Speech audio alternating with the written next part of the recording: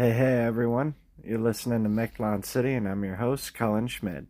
So, I wanted to do one today on survival and specifically cold stress survival, but I'll touch into heat stress a bit too. So, basically, there are a couple overlaps in what you need in both situations, but for cold stress, there's two types, as well as with heat stress. There's wet cold and dry cold. And in Ontario, you'll mainly hear about wet cold, so like more so in the prairies out in Alberta, you'll hear about dry cold being an issue. And dry cold is it's like they both have their um bad pieces to them, but dry cold you don't really feel, but it affects you, so you need to be better insulated for it.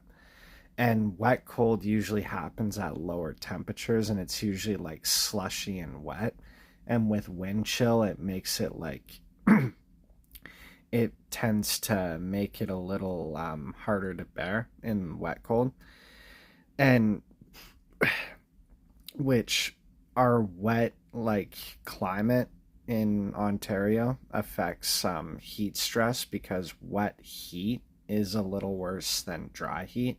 It's usually not as much temperature, but it's because of the humidity, it changes the conditions kind of like wind chill does. But here are some tips. So basically, keep in mind that during the cold, essential tasks become more important and non essential tasks kind of get pushed to the side. And everyone kind of knows that one is people usually want to stay inside during the winter. It doesn't matter where you are in the world. And, but if you have any physical disorders, it can aggravate that physical disorder. So you may need more time. And just to do certain things here and there. And um so the other thing is, since the roads are icy, you always want to be careful on the roads and get your winter tires if you can. All right. So that's pretty much it for today, and I wanted to show you another thing too quick.